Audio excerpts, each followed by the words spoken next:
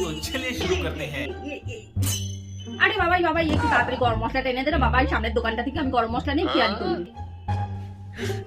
এখনই যেতে লাগবে আর কি না, পনির রান্না শেষ হয়ে যাক, পনির খাওয়া শেষ হয়ে যাক, তারপরে যাস।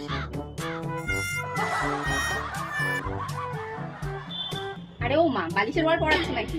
না মা, বালিশে কোথায় ওয়ার করছি, আমি তো বালিশ নিয়ে ঘুমাচ্ছি, আর তুমি তো আমার রাজকন্যা বালিশে ওয়ার করছিলে, তাই না মা?